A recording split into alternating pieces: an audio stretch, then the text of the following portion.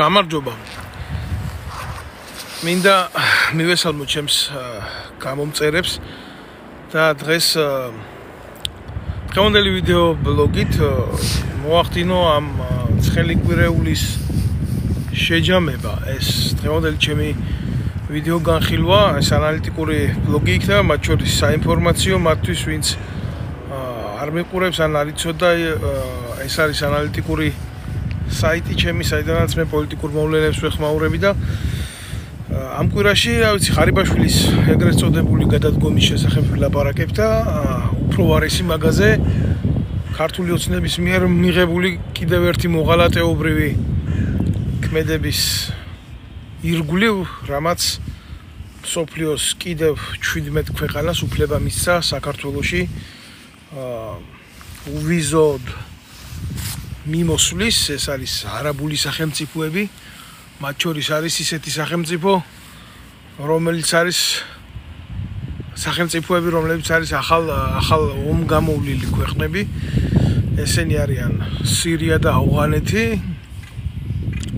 მინდა გლობალურად შევეხო ზოგადად ქვეყნის უსაფრთხოების საკითხს და ვინც ეხლა მიყურებს, ვინც მოგვიანებით შეხედავს ამ ყველაფერს, თხოვ რომ გამოიწეროს ჩემი ვიდეო ბლოგი, გაუზიაროს მათ, ვინც არის ამ საკითხებით დაინტერესებული, იმიტომ რომ მე კიდე მithქვია და გავიმეორებ ამას, რა თქმა უნდა, არ მაქვს იმის პრეტენზია, რომ ერთადერთი ვარ ადამიანი, რომელიც აფასებს ამ მოვლენებს ობიექტურად, მაგრამ საქართველოს დღევანდელი საინფორმაციო სივრცეებიდან მე ნამდვილად შემიძლია გითხრათ, რომ ასეთ რაღაცას, რასაც კიდევ მე ვამბობ, გინდა 1-2 ადამიანი ასე თუ ისე სოციალურ ქსელებში ასე რეალისტურად არავინ არ იტყვის, იმიტომ რომ ამათ აქვთ ვალდებულებები, პოლიტიკური ტრიბუნები არის დღეს ტელევიზიები, ისინი არ მუშაობენ საზოგადოებაზე. დაქცეულია ეს ქვეყანა შემოკარგებო, იმიტომ რომ მოშლილია საზოგადოებრივი ინსტიტუტები, რომელიც ჩვენი ქვეყნის სამოქალაქო კეთილდღეობას უნდა მოემსახუროს. არა მხოლოდ სახელისუფლებო ინსტიტუტებზე მაქვს ველაპარაკი, არამედ საზოგადოებრივი პლატფორმა საერთოდ დაანგრეულია, ამიტომ ძალიან რთულია სწორი აღქმების გაკეთება, სწორი ანალიზების გამოტანა მერე ფართო მასებისთვის და ინფორმაცია შეიძლება იყოს ბევრი, მაგრამ კომპეტენტური ნაკლებად. რა მიმოქმედა ამ ფაქტორებზე, რამ დაანგრია და რა მიიყვანა აქამდე ეს საზოგადოება, ეს ახლა განხილვის სხვა თემაა და ვის აწყობდა ეს ყველაფერი, შეიძლება საინტერესოდ სასაუბროთ, მაგრამ ამ ბლოგის თემა არ არის. ასე რომ დაუბრუნდები იმ საკითხს, რასაც ჩვენ ვისაუბრებთ დღეს, ეს არის ორი საკითხი, ღარიბაშვილის ეგრეთ წოდებული გაუჩინარება თანამდებობიდან და ეს უფრო ვარესი კიდე ქართული ოცნების მოღალატეობრივი გადაწყვეტილება. მე ვფიქრობ, რომ პირველ თემად ავიღოთ, თუმცა მეორედ კი ვთქვი, მაგრამ პირველად ჯობია ავიღოთ ის, რომ 17 ქვეყნის მოქალაქეებს, მაგალითად ავღანეთიდან შეუძლიათ საქართველოს ჩამოვიდნენ და უვიზოდ გაატარონ. იქ რაღაცა პირობები კი არის, იმის ვიზა უნდა კონდეს 1 წლიანი, ამ წლიანი, მაგრამ ამავდროულად მოუბრუნდები მე ქართულ ოცნებას და მე შეკითხვებს დავუსვა, მაგერ თქვენთან ერთად, თქვენი მეშვეობით, ამ სოციალური სივრცის მეშვეობით, იმიტომ სხვა სოციალური პლატფორმა მათთან საკონტაქტო თუ ამას კონტაქტი შეიძლება დაერქვას არ არსებობს. ეს თვითონ განან სიმპლექსის რეჟიმში თვითონ მზეები არიან ამომავალნი და სხვა ყველა მთვარეები, ბაყაყები, ნიანგები, ბუზები, შეიძლება ბზიკები და ესე აღგვამენ ჩვენ საზოგადოებას. მაგრამ მაინც ხო არსებობს ჭეშმარიტების გარკვეული ხაზი, რომელსაც ვერავინ ვერასდროს ვერ დააზიანებს და აი მაგ პლატფორმიდან, მაგ გადმოსახედიდან, მაგ სიმაღლიდან ველაპარაკოთ ჩვენ ესენი და სიმართლე თავის გზას ნახავს და ქართული ოცნება თავისას დარწმუნებული ვარ. მინდა ვკითხო. აი იმ ეგრეთ წოდებულ უსაფრთხოების სამსახურის ახლად დანიშნულ უფროს, თუმცა არც ძველი არ იყო, მაინდა მაინც ჭკვიანი. ოხანაშვილს. იმ ბესელიას რო დაეტაკა, იქ ბესელია მაგაზე უარესი. აი რა მოხდება მაგალითად თუ თბილისში ჩამოვა ავღანეთიდან უვიზოდ სუბიექტი, რომელსაც ცოლშვილი გაუფეთქეს, მოუკლეს, დაუღუპეს, მე ვსვამ ამ შეკითხვას ალგორითმის სახით. და ჩათვლის, რომ ეს გააკეთა ქართულმა ჯარმა იქ რო იდგა. ის ასე თვლის, მე არ ვამბობ ამას, რომ ეს ასე იყო. უბრალოდ ის ასე თვლის. და ამ გარემოებებზე ახლა ძალიან რთულია ლაპარაკი, იმიტომ როდესაც უსაფრთხოების სფეროში მოღვაწეობ, შენ უნდა განსაზღვრო აბსოლუტურად ყველა ფორმულა და გამოხვიდე შენი ერის და შენი დღევანდელი პოლიტიკური წყობის სიმშვიდიდან. შენ ისე კი არ უნდა იფიქრო, როგორც ჩემ ფიქრობ, არამედ მოცემულობა რა გაქვს, ის როგორ იფიქრებს შენ შესახებ. ქვეყანაში იყო ომი. ქვეყანაში მე ვფიქრობ, რომ ეს ომი დღესაც არ დამთავრებულა. ეს არის მოწყვლადი ტერიტორია, არა მარტო ტერორიზმის, არა მარტო ნარკობიზნესის, არა მარტო იარაღის ტრაფიკის, არამედ იქ წარმოიშვა ახალი ფსიქიატრიული სოციუმი. ბევრი უყურებდა ამ მოვლენას, როგორც ავღანეთში, მაგალითად ოჯახებთან მიმართებაში, აი 2 ძროხაში, 3 ძროხაში, 4 ძროხაში კიდულობ ცოლშვის, მაგრამ იმერს აწუხებს მისი ტკივილები მეტნაკლებად და მისი განსჯა ახლა აქედან ძალიან მარტივია. ეს ნაბიჯი გადადგით თქვენ. თქვენ აძლევთ იმ ხალხს იმ უფლება შემოვიდეს თქვენ ქვეყანაში. თანაც უვიზოთ. ერთი წელიც არ გასულა დაახლოებით, რაც ჩვენი ჯარი იქიდან წამოვიდა. ჩვენი ჯარი, რომელიც იქ ეგრეთ წოდებული მისის სამშვიდობო მისიით იდგა. თუმცა მე არ ვიცი რა მოგვიტანა ჩვენ და ჩვენ არმიას ავღანეთში ყოფნა. საბრძოლო გამოცდილება იქ ქართულ ჯარს არ მიუღია, ესა დიდი სიცრუე და როგორც ზარალში ვიყავით საბჭოთა კავშირის დროს ჩვენი მოქალაქეების იქ დახოცვით, ქართველების იქ უმიზნო დახოცვით, ის შეცდომა გავიმეორეთ, ოღონდ უკვე მე ამერიკის ეგიდით შვიდობას რომ ამყარებდით იქ. არც მაშინ ვეკუთვნოდით ჩვენ თავს და არც ახლა ამ ბოლო დროს. აი ეს მომენტი არის და ამ უბედურებამ, ამ საცერმა გამოიღო თავისი პრობლემატიკა და ამ პრობლემატიკას ბატონებო ქვია ის, რომ დღეს თქვენ უფლება მიეცით იმ ხალხს ჩამოვიდეს თქვენთან უვიზოთ და ყოველგვარი კონტროლის გარეშე, სადაც თქვენ საოკუპაციო ჯარით იდექით იმ ქვეყანაში. და ვინც იქ გაგაგზავნათ თქვენ, ვინც იქ წარგზავნათ იქ ემისრად, იმ ქვეყანამ თქვა, რომ მისი ჯარის ინტერესი არ ყოფილა იქ დემოკრატიის დამყარება და წამოვიდა მერე და თავისი ემისრები დაუტოვა იქ, ვინც ემსახურებოდა კოლაბორაციონისტულად იმ რეჟიმს და იქ მერე რაც მოხდა, კარგად ვნახეთ, ამერიკის ბორტი რო იწეოდა თვითმფრინავის ზევით, გარედან შემხტარი ავღანელები პროპელერის ფრთაში ეჭედებოდნენ ზოგ-ზოგიერთ. ეს რეალური ისტორიაა და ამის ახლა არ მოყოლო და არ თქვა, ტკივილს გამოიწვევს. მათ შორის ახლა საქართველოშიც შეიცვალა პოლიტიკური ვითარება და ამერიკის საელჩო, რა თქმა უნდა, ჯერ არ გაფრენილა ჩვენი ქვეყნიდან, მაგრამ მისი ანასხლეტები, ანადოლიძეები, თინა ხიდაშელები, უსუფაშვილები, ხაზარაძეები, რომელ დირკაში შეძვრენ არ იციან. აი ეს დაახლოებით არის ის შედარება, რა შედარებაც შეიძლება ცუდი შედარება არის. პირდაპირ ცეცხლი არ აკავშირებთ ერთმანეთთან, მაგრამ ის რეალური მდგომარეობაა, რასაც ვერავინ ვერ გავექცევით. ხო და კაი, შემოუშვით ის ხალხი, თქვენ არ ვლაპარაკობ იმ დანარჩენ ქვეყნებზე, სომალიზე არაფერს არ ვლაპარაკობ, სადაც მეკობრეობის პრობლემა ბოლომდე მოხსნილი არ არის, ჯერ კიდევ და იმ ხალხის ცნობიერებაში დარჩენილია ტერორიზმი, მიტაცება, გატაცება, მეკობრეობა პირდაპირი გაგებით და ასე შემდეგ და კონგოს რესპუბლიკა და იქ სირია, სადაც რა ვიცი, ეთყობა რა. ყველაფერს თავი რო დაანებო, მსოფლიო დონის ტრაგიზმი არის აღბეჭდილი ფოტომოცემულობებზე, რა ხდებოდა, როგორ ხდებოდა. ეს ძალიან ფაქიზი საკითხებია. და ჩამოთვლილია კიდე სხვადასხვა ქვეყნები, ახლა მე აქ უბრალოდ ამითი არ შეგაწყენთ თავს, მე ყველაზე მონიშნელოვნები გამოვკვეთე. და მე ახლა გელაპარაკებით არა მარტო თქვენ, არამედ ქართულ ოცნებას და იმ ბრიყვებს იქ როდგანან. და მინდა დავსვა ეს შეკითხვები, მინდა დავსვა ბუნებრივია ეს შეკითხვები არსებებს, ხო? და გეკითხებით. რო ჩამოვიდნენ მაგ აქ ეს ხალხი, რომლებიც თვლიან, რომ ჩვენმა ჯარმა ავნო მათ იქ. აი ესა ფორმულა. თუ რა ღმერთმა დაიფაროს, რომელიმე ასე მომხდარიყო, თუ ვინმეს ვავნებდით, ჩვენი ჯარის ყოფნით პირველ რიგში ჩვენ თავს ვავნებდით. იმიტომ რომ მაგ ყოფნამ, მაგ მისიებში ყოფნამ ქართულ ჯარს არაფერი არ მისცა. ეს უნდა გამოეყენებია ხელისუფლებას, იმისთვის რომ ვინც იქ წარგუზავნა, იმათგან მიეღო ფორა.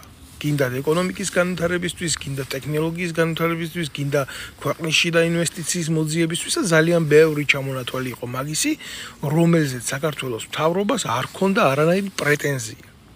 სისხლი იღვრებოდა ჩვენი ქართველების იქ. და პროპაგანდა იძახოდა, რომ იცით რა, საბრძოლო გამოცდილებას იღებს ჩვენი ჯარი. საბრძოლო გამოცდილებას იქ არ იღებდა. ეგ იყო ტყვილი. ეს იყო ჩვეულებრივ საოკუპაციო ოპერაციები. რა ვიცი, დღეს მდგომარეობიდაც ჩვენ ვართ აქეთ ოკუპირებული, ჩვენ ჯარს ჯერ არც ერთი ქვეყნის ოკუპაცია არ მოხდენია ღმერთმა დაგვიპაროს.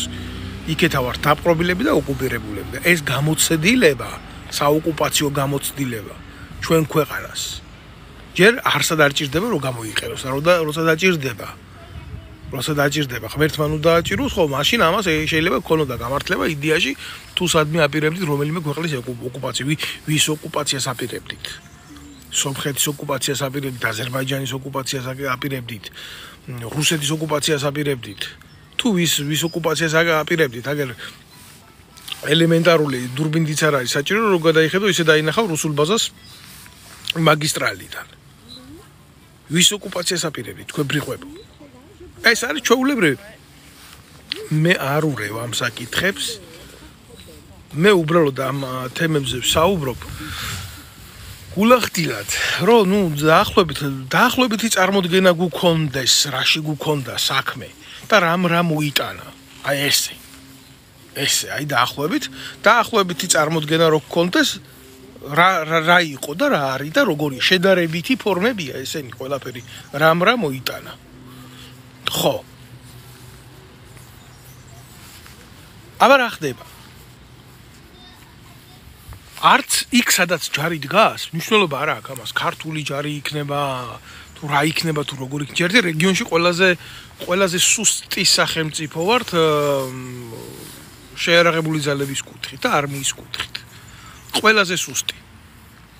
სომხეთზე სუსტი, აზერბაიჯანზე ლაპარაკი არ მაქვს, აგერ ერთმანეთში ომი კონდათ და ნათლად დაინახა ყველამ ვის რა სამხედრო ტექნოლოგიები აქვს და როგორი იბრძვის. და იქ აზერბაიჯანთან მიმართებაში თურქული ფაქტორია, მიუხედავად იმისა, რომ საზღვარი არ აქვს ერთმანეთში, აგერ ამხელა რაღაცას აკეთებენ რეგიონში, ფაქტიურად ამბობენ, რომ ეს არის ერთი სახელმწიფო ორი სხვადასხვა ტანში.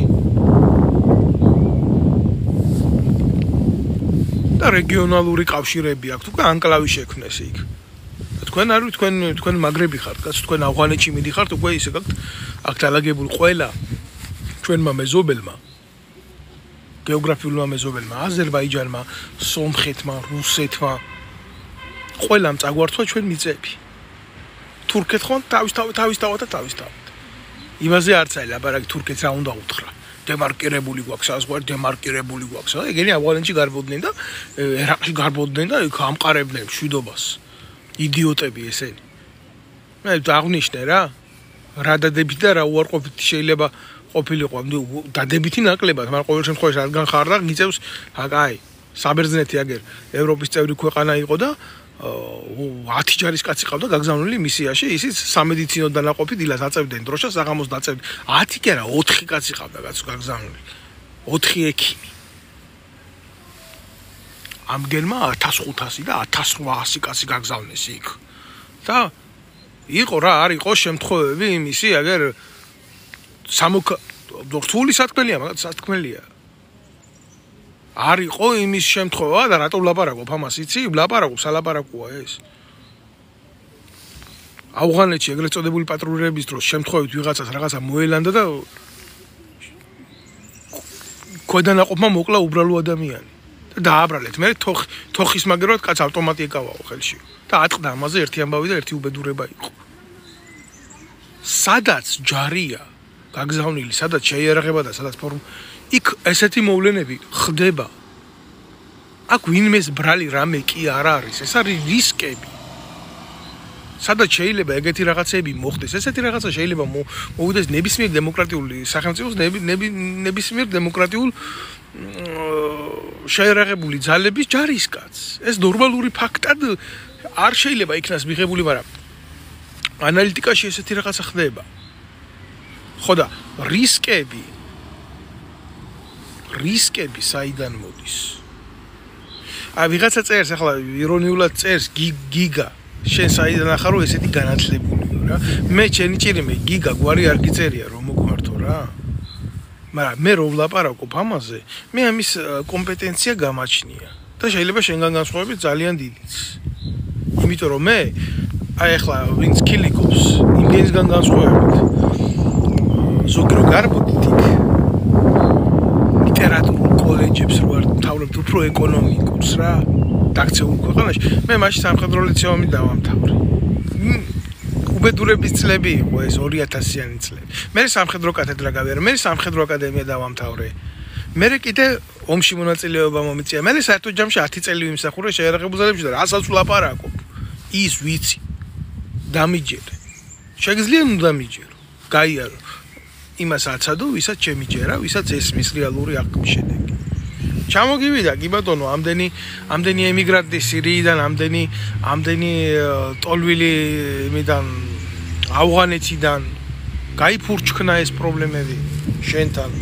და მოხდა ძალიან ცუდი ამბავი. მე რომ ხდება, მე გახდებით ფილოსოფოსები და მე გახდებით რა კაც რო უშვებ ქვეყანაში ელემენტარული ვიზის გარეშე, იმას კონტროლსაც არ უწევ, ხო, რომ შემოდის. აქ ვიზა და შემოვიდა, კაცო.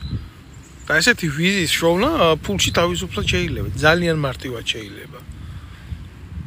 მით უმეტეს ავღანეთში, სადაც პრობლემა არ არის არალეგალური ვარჭრობის, იარაღის და ნარკოტიკის.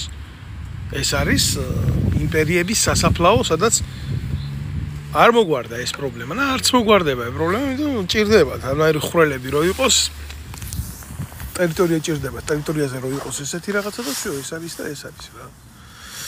ეს არის. ახლა რას აპირებთ?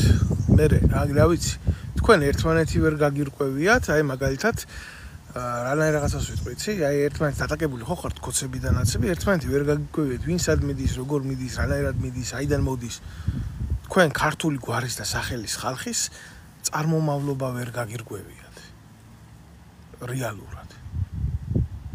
და აბა როგორ გინდათ ახლა თქვენ გაარკვიოთ მაგალითად ვიღაცა რომ ახლა ვინ საქართველოს ჟურნალში ვინმეს რო კითხო ავღანელის სახელის და გვარს ერთმანეთისგან ვერ გაარჩევს პაკისტანელის სახელის და გვარს ვერ გაარჩევს სომალელის სახელის და გვარს ვერ გაარჩევს მაგალითად ხო და როდესაც აი ესეთი უტვინო კონტინგენტი ყავს ქვეყნის უსაფრთხოების სისტემაში როგორ გინდა მას მისცე ისეთი დავალება რომ გამოიკულიოს პიროვნება შენთან რო შემოდის ვინ არის და რა ინტერესით შემოდის ის შენ ქვეყანაში იმაზე არ არის ლაპარაკი რას გააკეთებს მერე და ასე შემდეგ და ვის შეხვდება ეს კი ახლა რაღაცა ერთი რაც იციან კოცებმა კამერები აქვს დამონტაჟებული და რასაც შეხედავენ კამერებში ამოწერენ იმას საათების მიხედვით მეტი რა იციან იმგენმა მეტი არაფერი არ იციან კოცებმა აი ეს ახარ სულ და ამას აკეთებენ რატო იცით ეს პრეამბულა რა არის იცი აი ხო უნდა კონდეს რაღაცა მიზეზი რომ აი ამხელა ემიგრაციას აძლევ უფლებას უღებ კარს და იდება ეს ეგრეთ წოდებული პროპაგანდისტული მესიჯები რომ საქართველოს ახლო აღმოსავლეთის ქვეყნებს კარს უღებს და რაღაცა პრობლემა კი არ არის იმისი შექმნა უსაფრთხო მიმოსვლა პრობლემა კი არ არის იმის შენ რამდენად ახალ მზად თუ აგერ დუბაი მაგალითად შეხედეთ, ხო? არაბული სახელმწიფოა ლამი. და აბა შევიდეს ვინმე შიგნით ისეთი რაღაცა, ლამის სოფლიო კონფერენციები იმართება და ხდება მაგ და კიდე საუდის არაბეთში და ისინი მზად არიან ამ გამოწვევებს, ისინი ცნობენ, მათ შეუძლიათ, მათ აქვთ ამის კომპეტენცია უზრუნველყონ გარემო. შენ არა გაქვს, შენ არ ახარ მზად, შენ არ იცი. და რისკი არის კატასტროფულად დიდი. ეს პირდაპირ ხასიათის რისკი. და ხო არის რისკი კიდევ სხვაგვარი. მაგრამ ამ რისკებს უშვებენ ესენი, იმიტომ უშვებენ, რომ საქართველოში არის პრობლემა დემოგრაფიული მუშახელის. დემოგრაფიის პრობლემა შეიქმნა. მოსახლეობა, ქართული მოსახლეობა მარტო აგერ 2025 წელს დაახლოებით რაღა ახალდამდგარია ხო წელი? დაახლოებით გეტყვით, აგერ 60,000 კაცმა დატოვა საქართველოს ტერიტორია. ქართველმა კაცმა. საქართველოს მოქალაქე. შეიძლება მეტიც არის. ნაკლები ყოველ შემთხვევაში არ არის. ეს ოფიციალური მონაცემებია, ეგრეთ წოდებული იმენა. საქსტატი. ხო და გაქრნენ ესენი რა, ეს კოცები რო გვიყურებენ ბუზებად, იმათ რა ქვია, ნიანგებად, ბზიკებად, ცხოველებად, ბალახებად, ბუჩქებად, ეს ხალხი აღარ არის.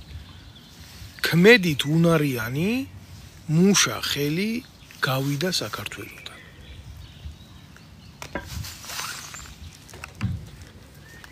და დარჩა რა? დარჩა ის ადამიანები, რომლებიც აწევს ბიუჯეტს, რომლებიც უფრო მეტად არ არიან პროდუქტიულები, ჯერ ისედაც რასაც წარმოებენ, ტუალეტის ქაღალდი ვერ გაუკეთებიათ ქვეყანაში, ტრიკო ვერ შეუგერიათ. ძიმე მრეწველობა ერთბაშად თუ რა არის, არაფერი არ არის. მაგრამ რაღაცა ხო არის ელემენტარული ინერციით ხო მიდის პროცესი, თუნდაც ის ექსპორტზე და იმპორტზე დაფუძნებული ერთი წყალი გადის. იგი წყალს ყიდიან და ამას არ უნდა არაფერი და იგიც საკითხავია ის ბორჯომი როგორ ისხდება და სტანდარტებით ისხდება, მაგრამ გადის. ერთი ეს გადის და იქ რაღაცა ელემენტარული მუშახელი რაცაა საჭირო რა, მანქანაზე შეტვირთე, დატვირთე, მძღოლმა ეს გაიტანა, გამოიტანა, ესეთი ძალიან ლოკალური დონის სამუშაოები რა. გზა გააკეთა გაფუჭდა, ლამის ჩინელიც აყავთ იმის ჩამოყვანილი, რომ გზა გააკეთოს ქართული კაცისგან აღარ დარჩა ადგილი რა. ამის მუშახელიც აღარ დარჩა ქვეყანაში. და ამისი ნათელი მაგალითი რა არის, იცით? ამის ნათელი მაგალითი არის ეგრეთ წოდებული მიტანის სისტემები როა გლო ქართველი კაცისთვის არ არის იქ სამუშაო იმიტომ რომ ქართველი ელემენტარულად იმაზე არ იმუშავებს, სადაც ეს ესენი კაბალურ პირობებში ამყოფენ, შრომის სამართალი და ის კიდე ცალკე უბედურებაა, რომ საერთოდ არ არსებობს.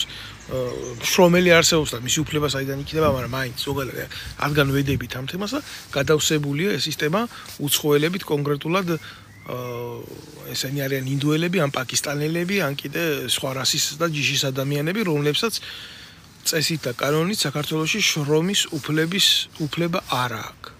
ყველა წესიერ ქვეყანაში არსებობს კანონი, შრომის კანონი, ვის აქვს უფლება და ვის არ აქვს. ხოცებს ეს არ აინტერესებს. ლიჟბი ვიღაცა იყოს. ვიღაცამ ხო უნდა გარეცხოს ტუალეტი, ვიღაცამ ხო უნდა მიიტანოს გამოძახებული ჰამბურგერი.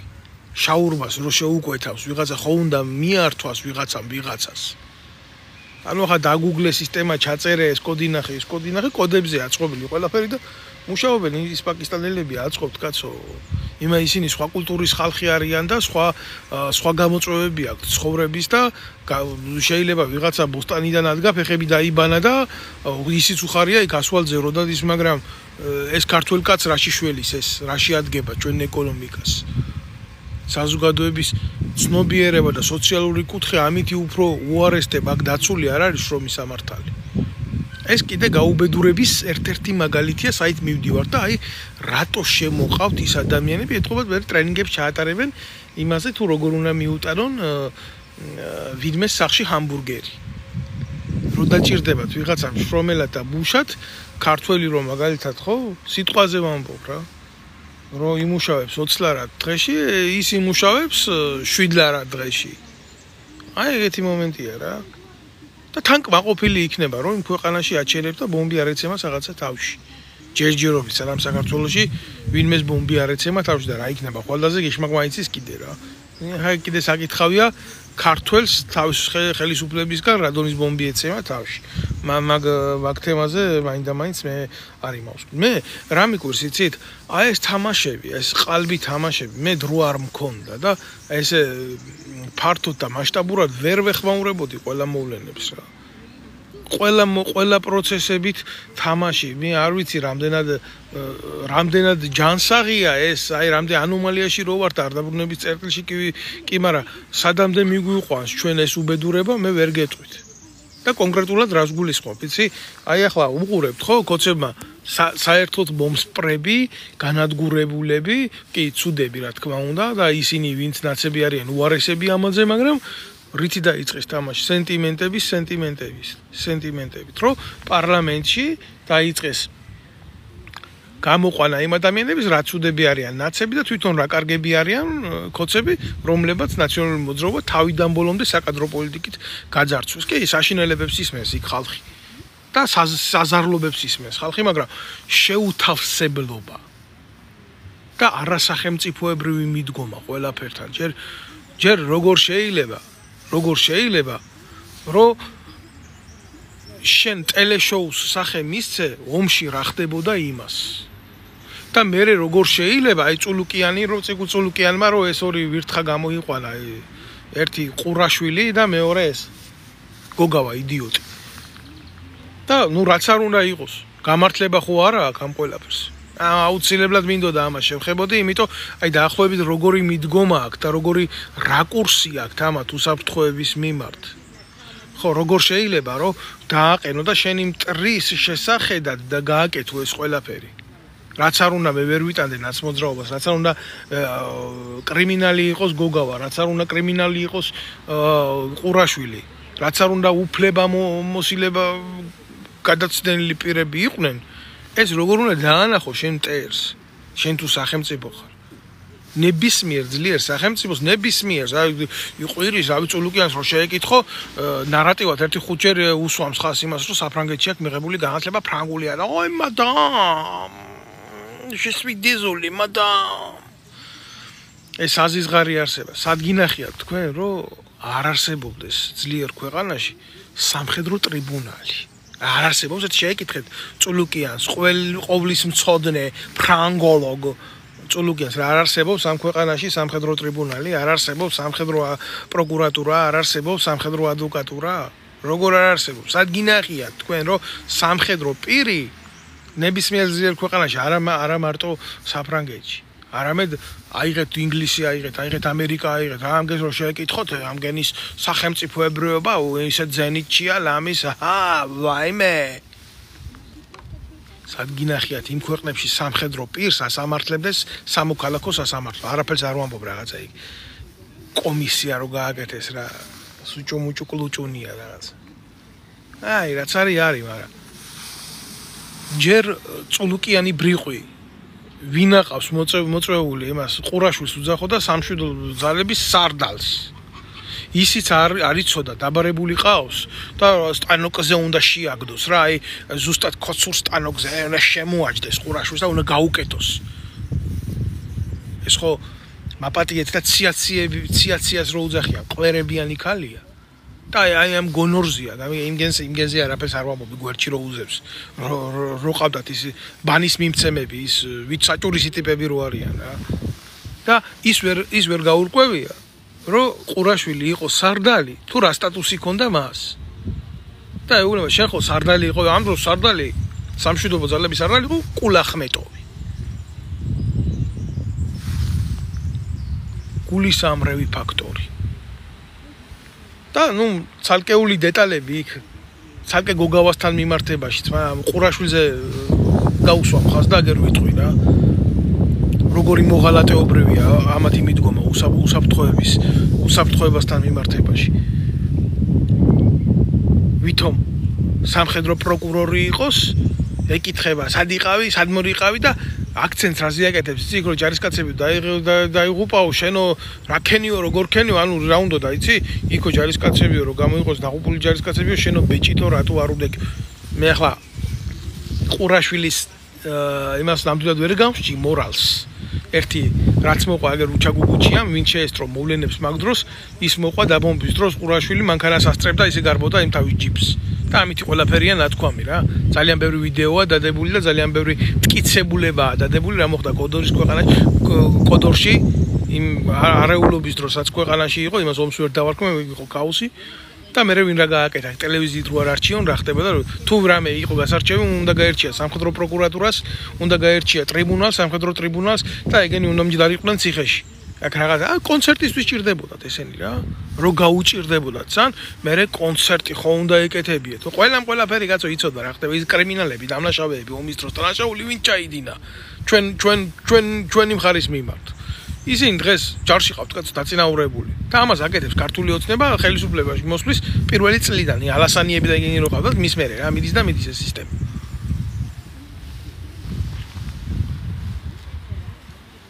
ყურაშვილი და ის მეორე ის თავგასიებული მეორე გამოსცირებული პოლიციელი ერთი რაც თქვა ხო ჩემი ვალდებულება იყო მგოგავამ თქვა რომ გამეფრთხილებიან ვერ გავაკეთე ერთი კაცი ვიღავიო რატომ უნდა ყოფილიყო ერთი კაცი რას აკეთებს გენერალური შტაბი რა ვალდებულება არა გენერალურ შტაბს განსაზღვრული არ იცის გენერალურმა შტაბმა ამოცანები როგორ უნდა დაგეგმოს პრიორიტეტულად რას აკეთებს ლოჯისტიკა მაგალითად რას აკეთებს არტილერია რას აკეთებს ქვეითი ქვედანაყოფები ესა და ის ბრიგადები გინდა სატანკო გინდა საავიაციო გინდა სააერო თავდაცვის და ეს თუ არ იცოდით ვიზია რას აკეთებთ და შეთანხმება არ ქონდათ ერთმანეთში და შეჯამება არ ქონდათ რა ის ჯერი ქონდათ სად მიდიოდა ამდენი ფული მილიარდის ის იყო რომ ყვიროდით და გიხაროდათ ბიუჯეტი ქონდაო ჯარს თურმე სად მიდიოდა ეს ბიუჯეტი იცი კარგად იცით თქვენ სადაც მიდიოდა ყიდულობდით უკრაინისგან ტექნიკას შემოდიოდა შავი ზღვის გავლით ფოთის პორტში და მე უცებ გადიოდა სირიაში ეს იარაღი და ამის ტრაკი ბიძია თქვენ არ გეყოთ კოცებო რომ მაგის იარაღის ტრაფიკისთვის გაგესამართლებიათ სააკაშვილი არა და გამოძიება ზუსტად აქ ჩატარებული ყველაფერი იცით მე რატომღაც ეგრეთ წოდებული წულუკიანის ტრიბუნალზე თუ რაცა აბჭყალებს ტრიბუნალზე თუ კომისიაზე თუ კომიტეტზე რაცა მე ესეთი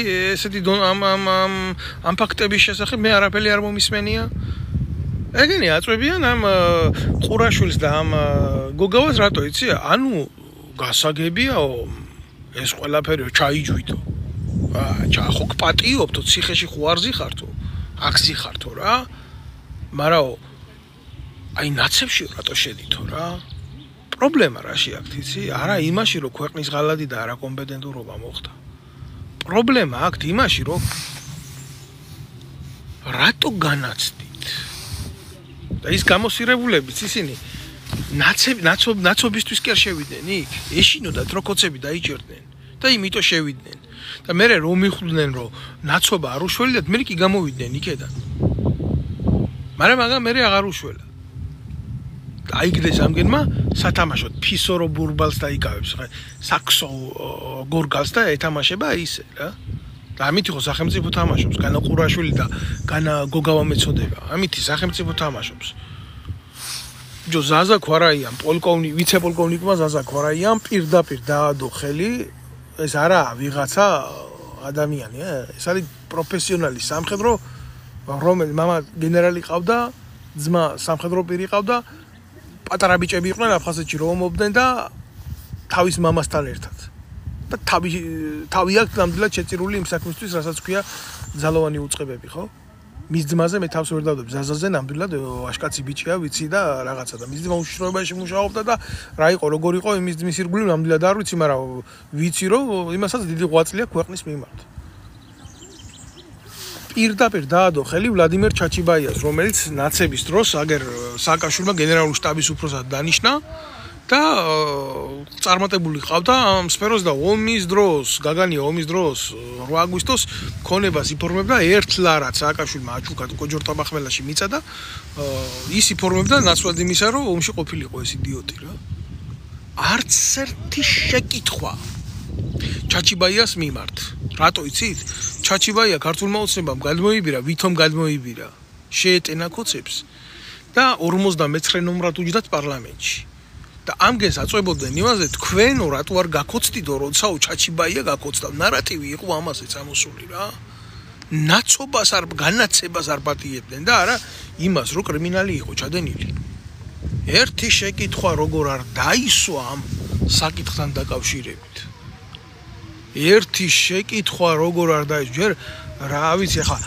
ყურაშვილის განათლება სამხედრო განათლება იმ ზაკომ მიაღებია ზაკავკასკი ვაენი ოკრუგი რო იყო მაგას კობალაძეს იმას მოკიდა ხელი წაიყვანა რუსეთში არ ვიცი რა დონის განათლება მე იმაზე თავს ვერ დავდებ ნამდვილად ყურაშვილზე ნამდვილად ვერ დავდებ თავს თუმცა მსმენია თავის საქმის მცოდნე არის და ის კობალაძე და ისინი 4 წლიანი აკადემია რო უნდა დაემთავრებიათ 5 წლიანი რიაზანში დაამთავრეს 1 წელიწადში 1 წელიწადში იმიტომ აქ ჭირდებოდა კგბ-ს კი არა გერეუს ჭირდებოდა თავისი გენერლები საქართველოში და დაგვინიშნეს ჩვენ და ახლა ვეტერანთა დეპარტამენტში უზით აგერ კოცებს უფროსად და ვიღაცას უკვირს მე ვეტერანების საუთები რატო მოძრაობს არა ეს უბრალოდ როგორი უსაფრთხოება გვაქვს რა ქვეყნის შიგნით რომ მე არ ვიღაცას არ გაუკვირდეს ეს რატო ხდება და ის რატო ხდება და გულის ამრევი ახლა სანამ დავამთავრებდი მოვლენების შეფასებას რაც მოხდა ტოტალური ფლანგური ღალატი რაც აი უყურეთ რა ყველა ეს ცხადია რა ეგ ისტორიას დარჩება მართლა ის იმხელა იდიოტობა იკადრეს აქედან და იქედან რომ გოგავას უკითხავს გრიგოლ ფარცვანიას ეს არის ოფიცერი რომელიც მე ვიდეოზეც მყავს ჩაწერილი რომელიც ყვება მოვლენებს რა მოხდა ომის დროს ცხინვალში ეს ბიჭი მერე ომის დროს დაიჭირეს ომის მერე დაიჭირეს ვიღაცის ხო უნდა დაებრალებია რამდენჯერად დაიჭირეს ეს ვაშკაცი ბიჭები ამიგე და როგორ შეუკერეს საქმე რა მაგ ცალკე ისტორია რა წამება გაიარაღა დანის ციხეში და ბოლოს ფსიქოლოგიური დაამთავრა რა ისე გამოვიდა იქედან იმ ციხიდან შეშლილი კაცი ნაომარი ბიჭი პროფესიონალი სამხედრო და მიწერა წულუკიანს წერილი რომ ასე იყო ომის დროს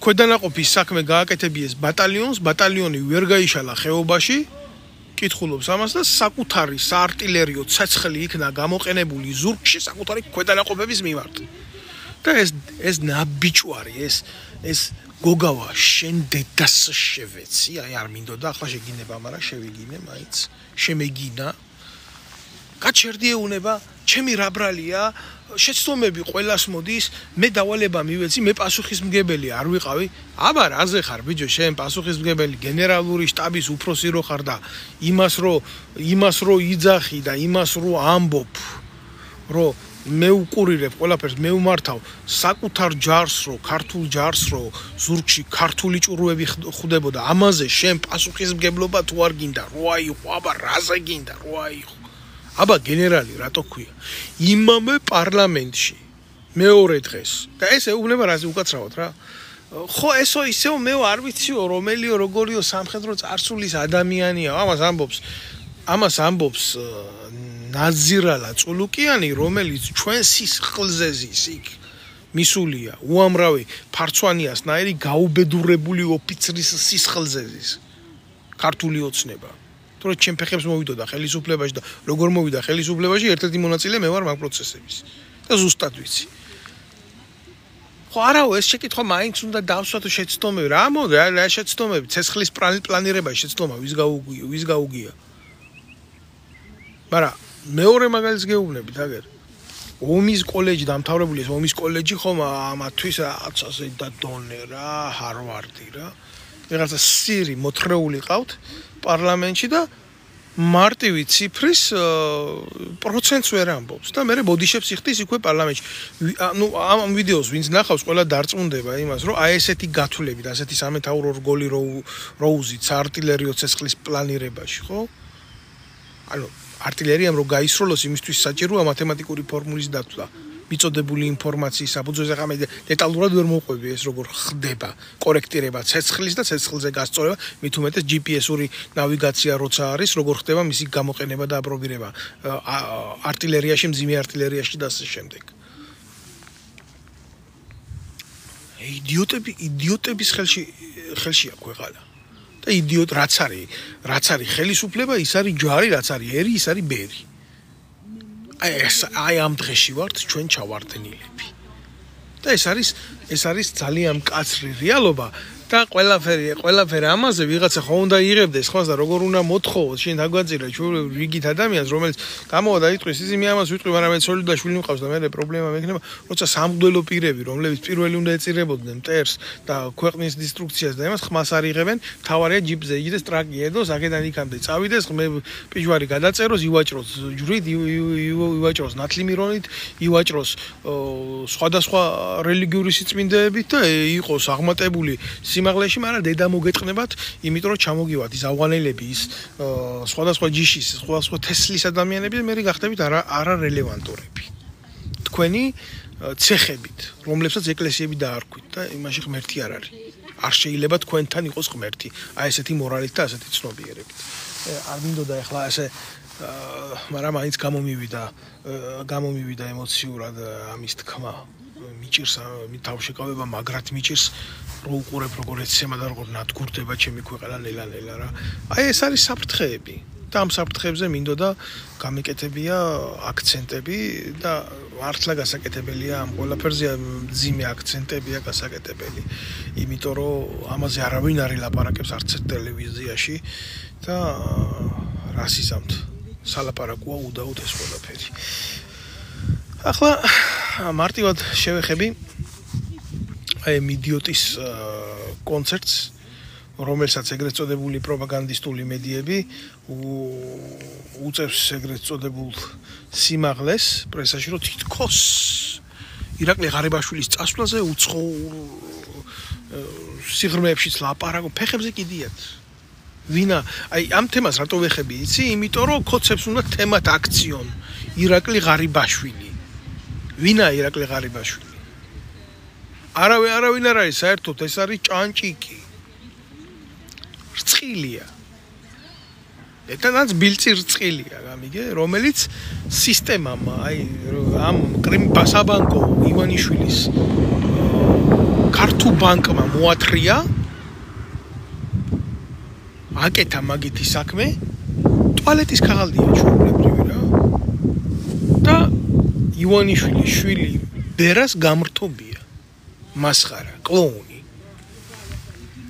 მოათრია და როცა უნდა მაშინ წაიყვანენ როცა უნდა მაშინ წამოიყვანენ როცა უნდა მაშინ ასაც უნდა იმას გააკეთებიებენ იმას იზამენ ამას იზამენ არანაირად არ არის განსხვავებული ხიდაშელზე უკეთესი არანაირად არ არის არანაირად უკეთესი ალასანიაზე არ არის და არანაირად უკეთესი ვინმეზე არ არის ვინც ბიძინა ივანიშვილს შემოკრებული ყავდა ირგვლივ ხელისუფლების ხელში აღების მოტივად ჩვეულებრივი რიგითი კარტია ბიძინა ივანიშვილის კალოდაში უკაცრავად მაპატიეთ ესეთი შედარებისთვის ესეთი შეიძლება უხამსი შედარებისთვის მაგრამ უკეთეს შედარებას რატომღაც ვერ ვეძებ არ იძებნება ხო და რა არის იცით ეს ეგრეთ წოდებული დასმული საკითხები იმისი რომ მაგის შესახებ ბატონო ირაკლი რატო წადით რატო რა ხდება რა იყო არაფერი რა უნდა იცი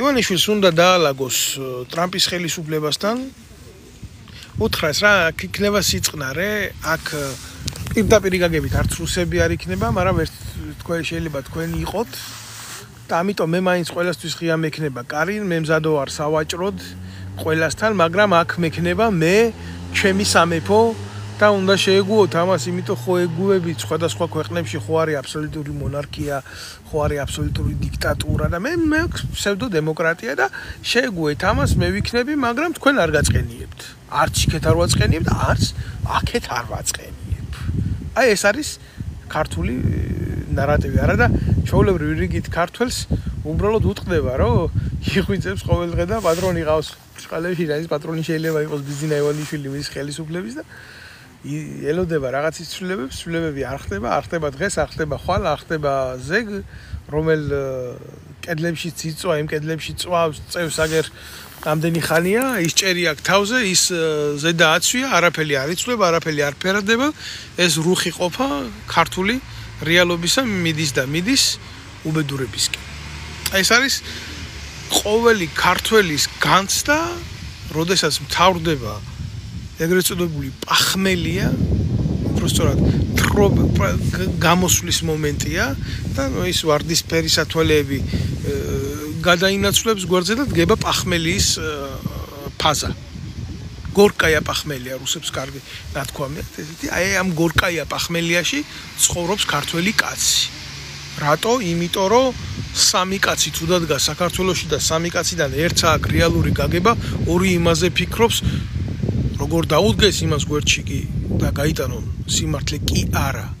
არამედ იმაზე ფიქრობს, როგორ მოუტყნას უტიროს დედა მაბატიეთ რა იმ ერთ მართალ კაცს და იმ ნეხში გაიუმჯობესოს რამოდენიმე საათით თავისი ყოფის პერსპექტივა. და იმით ცხოვრებას ვერ აიწყობს. ეს იცის. ეს არის უკაცრავად კიდევ შედარებისთვის, მაგრამ მძიმე აღსაქმელი რეალობა, რომელსაც ჩვენ უყურებთ. რეალურად უყურებთ. ქართული სოფლის მეურნეობა სრულიად ჩაჯმულია. მინდა გითხრათ, თუ ვინმეს ახლა შრომა არ ეზარება და არც აქ გასაქცევი და ვერ წავა, ერთადერთი ფერმერობით შეიძლება იყოს და დაკავებული, ძროხა ყავდეს მომრავლებული, ყველი კონდეს და ის ყველი გადაყიდოს და თურქეთიდან შემოტანილი რაღაცა იყიდოს, გაცვალოს ან რაღაცაკნას ბარტერი გააკეთოს, ამით ირჩინოს თავი. ეს არის რიგითი სოფელში მცხოვრები კაცის ყოფა. სხვა მიმართულებით რაც შეეხება მეღორეობას და ესეთი ხორცს მომრავლების პროდუქტების აქ თემა უფრო მძიმედ არის, იმიტომ რომ ვერ იმუშავა ქვეყანაში, არ არსებობს და რას იმუშავებდა. ბიოლოგიური და თავდაცვა არ მოხდა, სვანეთში რაჭაში სპეციალურად შეიტანეს ისეთი ნივთიერებები, რომელმაც გამოიწვია ჭირი ამ ცხოველების გადაშენება, დეფიციტში წაყვანა, რომ მაგრად ემუშავა მერე იმპორტ საქართველოში. ეგ არის მძიმე რეალობა რა. მაგაზე შეიძლება კიდე ცალკე ბლოგი ჩაიწეროს, მაგი კიდე ჩვენ ქვეყანაში მოკლედ რამდენი ინტერესი იბრძვის და რა მიმართულებით, მაგ რო ჩამოთვალო, შეიძლება უმაღლეს მათემატიკაში გადახვიდე მარტივი არითმეტიკით. აი ეს მინდოდა მეთქვა. ხარიბაშვილის წასვლა იმსახურება იმას, რომ ბიძინა ივანიშვილმა დაგეგმა ახალი ფსევდოდემოკრატიული ოპოზიციის შექმნა და ახლა ჯერ წავა და თურმე ოჯახი მონატრებია. ახლა ოჯახთან უნდა დრო გაატაროს ამას. მამა ყავს მილიონერი. აგერ ერთი ხელის გაკვრით შვილი ხო სწავლობდა მაგზი პენისილვანიაში, მართლა ის პენისი. ხო დაუქირავა 35,000 თუ 30,000 ევროთ ჩარტერული რეისი ჰამბურგიდან მერე პენისილვანიაში კიდე ამას რა თქმა უნდა კარაგმულად ვამბობ რა. რო გაუშვა პირველი კლასის ბილეთებით. ამის უცხოურ უნივერსიტეტში წასვლა რო ქვეყანას ფული დაუჯდა და ამ ხელა ფულის გათეთრება პენსიონერი მამის გამოყენებით. ფურა მამა ძაღლობაა ბიჭო, ასეთი ხუთმაგი კორუმპატული დამოკიდებულებები რა ვიცი რა უნდა ვთქვა. ეგ ხო ყველა უნახეთ რა. ამის დამალვა როგორ შეიძლება. და ჩამოვა ის ჯონჯოლია სტუდენტ სარდლაო, ერთი შვილის, ორი შვილის, სამი შვილის, ოთხი შვილის, ხუთი შვილის გაზდაო, თუ თაშყია რო ეუბნება იმას. რითი იქნებაო? შვილიო, მამაზე უკეთესიო, ზუსტად ის ვარიანტია. მე კი არაფერი. უნდა მეხვეწებოდი აქვე ჩაკალიდე და უტირე თუ გინდა მის შვილებისთვის სიკეთეო, მარა აუხილე თვალი მონასა შენსა და თუ თაშყიასაო ის რო ეუბნება. ერთი ჯონჯოლიას მაგივრად ამოვიდეს, ერთი ჯონჯოლია, ორი ჯონჯოლია, სამი ჯონჯოლია, ოთხი ჯონჯოლია, ხუთი ჯონჯოლია. აი ესეა, რამდენი თავი გაქვთ თქვენი დედავატირე. არც ერთ ფორმულაში არ ჯდებით რა. ეგრეა. წარე სიმართლეა რა. ახლა ეს ღარიბაშვილი პატარა ხანში შექმნის ამ ოპოზიციას დაავიწყდება, ხო ოჯახი აღარ მოუნდება მე. იმიტომ რომ მამამის რო კონდეს შესაძლებლობა ამისთვის შვილმა უნდა იმუშაოს და ამიტომ შექმნის პარტიას და რაღაცა იქნება ისეთი ინაშვილი 2. ინაშვილიც ხომ მაგათი წარმონაქმნი იყო, მაგრამ ახლა გაუფასურდა. ინაშვილს საერთოდ აღარ აქვს. Короче, იმ ფორმებში გამოიყენეს კოცებმა უკვე თარხანა და ირმა ირმუშკა короче, ყველანაირი მიმართულება დაკარგა. პულსი აღარ ესინჯება ამდენ დაადირებულებს რა. ბონდომ ძინარაშვილები დარჩნენ და ისინი დარჩნენ რა ქვია. ეგა რეალობა. უნდა გელაპარაკოთ.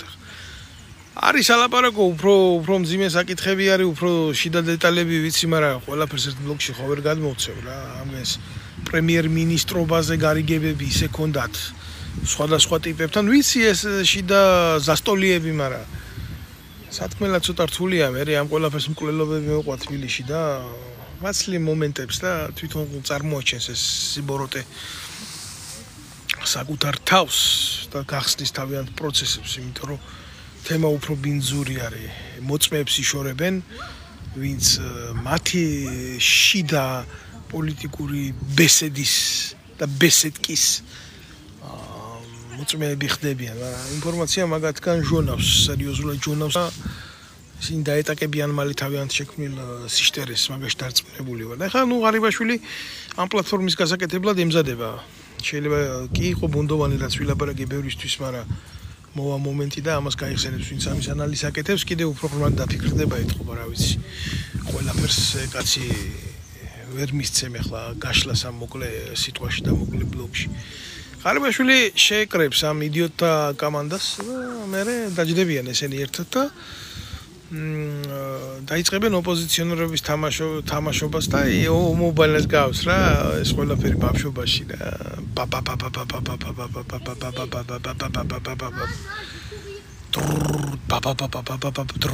აი ეს სინქრონი იქნება მაბატი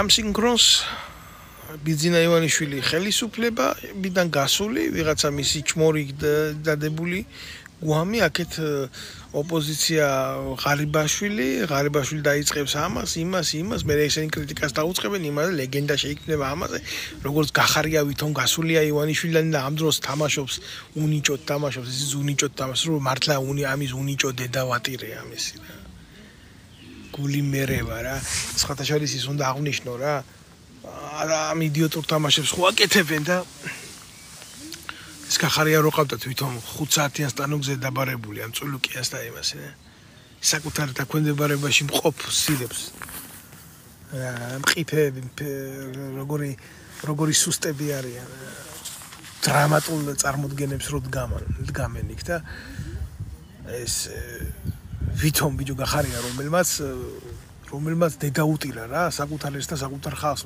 საკუთარია საერთოდ მაგალითად ქართველები რა გახარია ციხეში უნდა ყავდეთ ახლა იქ არ უნდა გითხავდე თუ მართლა ესენი არ არიან ერთმანეთში კოლაბორაციონისტები რა და ეს გამოსირებული ალუდა გვარი დამავიწყდა რა გვარი არა არ მაგელის გვარი როგორ უნდა გახსოვდეს მე დედავატირე შენო რუსო პედაგოგებსო ჩემი ქართველი პედაგოგები მირჩევნიაო აი ეს რო ეუბნება ემითი რა ქვია ჩახველებით და ხრებს რო ათამაშებს ალუდა რომელიც ამერიკის სათამბრჯენების ფონზე აკეთებდა ესე სურათებს იღებდა რა ხელს დაებდა ვოჩი საათი რო ეკეთა გვერდზე გვანახებდა და მე თქვა რომ თუ არა მიშვებენ ამერიკაში ყაზბეგის ფონზე გადავიღებო სურათსა პატრიოტია გამიგე ხო და ამიტომ სხვა ვერაფერი ვერ ნახა ახლა რუსული შოვინიზმი ვერ ნახა და საგმოად რუსული პოლიტიკა ვერ ნახა და საგმოად რუსული იმპერიალიზმი ვერ ნახა იქვე და საგმოად და რუსულ ლექტორებს მივარდა და რუსულ კულტურას მივარდა და დავგმოთ აგერ კაცო დოსტოევსკი აგერ ჩეხოვი რა გვინდა დავწვათ მაგალითად ხო აგერ რამდენი ცუდი რამე აქვს აგერ ტოლსტოის სირობები უწერია სულ აგერ ალუდა ქართველი ლექტორების გაზრდილია რომელი თაობაა, იცი? აი ინსტიტუტები რო იყო იმაში პადვალში გახსნილი და ხბო რომ იგეყვანა და ტრაქში სადგისი რო შეგერჭო და დაებღავლებია იურისტის დიპლომს რომ ისცემდნენ. აი ასეთი პროდუქტი არის ეს ალუდა. სამჩემისაშვილი რა, თუ რა გვარია, მომუზნაეთ. ამას თავი ალუდა კეთელაური გონია მართლა ამ იდიოტს. ხო და ვითომ ამის ლექტორი კორნელი კეკელიძე და აკაკი შანიძე და პავლინგო რო ყოფილიყოს. გამოსირებული სამისი. ანუ ამით იმას ვამბობ, როგორი არასწორი აქცენტები მიდის და როგორი არასწორი აქცენტები კეთდება, გამიგე? როგორ არასწორად სუნთქავს ყველაფერი, გამიგე? აი ესეთი ოპოზიცია შეიქმნება გახარიასგან. უბრალოდ ღარიბაშვილისგან როგორც არის გახარია.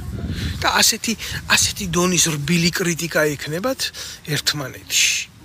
უბრალოდ ფლირტი, ეს არ არის კრიტიკა, ეს არის როგორი დონის ურთიერთობები არის. იცით, ეს არის ფლირტი, აი სექსუალური ფლირტი, მაბადიეთ რა. დაკერვა ერთმანეთის. წებოვანი ნერწყვით ნალესი კედელები არის ესენი. ეს მუხტი არ იწვევს ოპოზიციას კლასიკური გაგებით. აი ამის თქმა მინდა მე. ამას ემსახურება ღარიბაშვილის წასვლა ხელისუფლებიდან. მოდით მე საზოგადოებას კიდევ ერთხელ ვეტყვი იმას, რომ კოცები მოგწონს არ მოგწონს როგორც არის ასეთია ისეთია ევროპულ სახელმწიფოებში სანქცირებულები არიან და უიზო მიმოსვლა კოცებზე გაჩერებულია. დიდი ალბათობით ალბათ საქართველოს მოქალაქეებს შეუწყდებათ უვიზო მიმოსვლა და ეს პირველ რიგში ვისაც გაანადგურებს არის ის ადამიანები, რომლებიც მართლა არჩენილ რა, იქ დარჩენილ ქართველებს.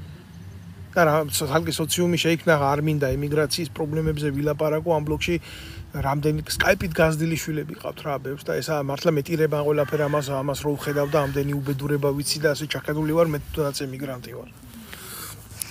დიდად სტატუსი არ გვყობს მე შეიძლება პოლიტიკური დევნილი ვარ ისინი ეკონომიკური მიგრანტები არიან მაგრამ რეალობა ხო ერთია მათი ეკონომიკური იძულება სხვის ქვეყანაში ყოფნის და გაჭირვების ნახვისა ეს ხო პოლიტიკური შინაარსის არის. ამიტომ ქვეტექსტი მათი უბედურების არის მძიმე პოლიტიკური ვითარება. ამ მნიშვნელობა ახლა შენ პირდაპირ მოგარტყამენ პოლიტიკურ ტყვიას თუ მსხვერპლი იქნები მათი დაზიანების ან მოექცევი იმ რადიუსში, რომელსაც მათი ბინძური პოლიტიკა იწვევს. ეს არის რეალობა და ამ მოქალაქეებს გაუჭირდებათ ცხოვრება და ამ მოქალაქეებს გაუჭირდებათ ყოფნა.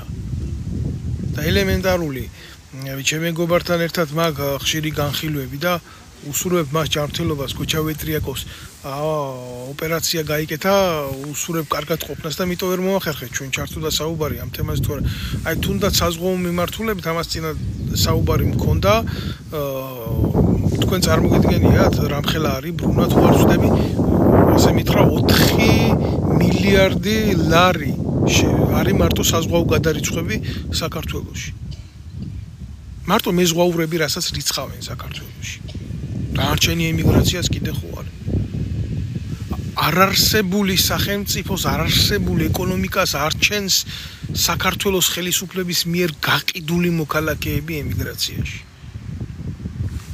და საქართველოს მოქალაქეების უვიზო მიმოსვლა და მისი გაჩერება გამოიწვევს დღის წესრიგში მოიტანს ფინანსურ მოძრაობათა შეჩერებას.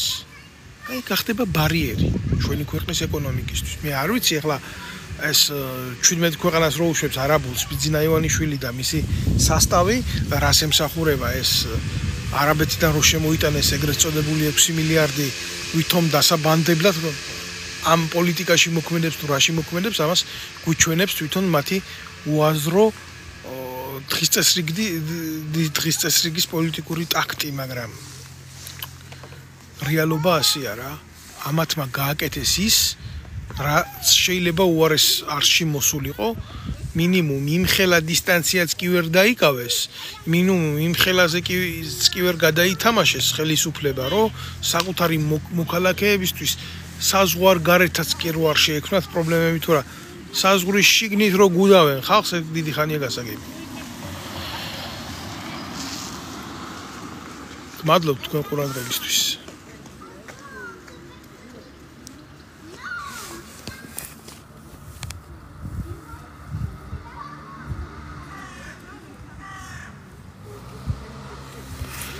მადლობთ თქვენ ყურადღებისთვის, ვინც მიყურებდით და კიდევ ერთხელ გთხოვთ, ვინც შეხედავს, გამოიწეროს ჩემი ვიდეობლოგი, იყოს კავშირში ამ გვერდთან და რომ მიიღოს მინიმუმ შევეცდები, რომ ორ კვირაში ერთხელ მაინც ესე სიღრმისეული ანალიზი მოგაწოდოთ ამ ყველაფერი მოვლენების, პოლიტიკური მოვლენების.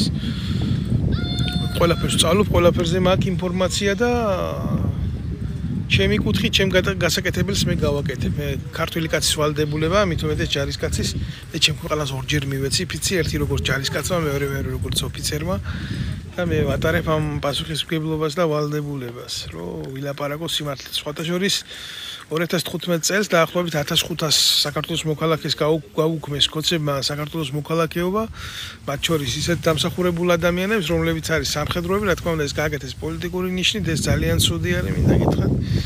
სამაგეროდ მიცემენ ავღანელებს, სირიელებს, კონგოელებს საქართველოს მოქალაქეობას, პრობლემა არ არის. ესენი ძალიან ჰუმანური ხალხია.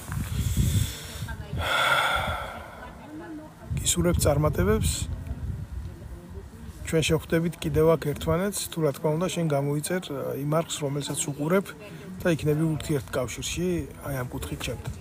წარმატებები.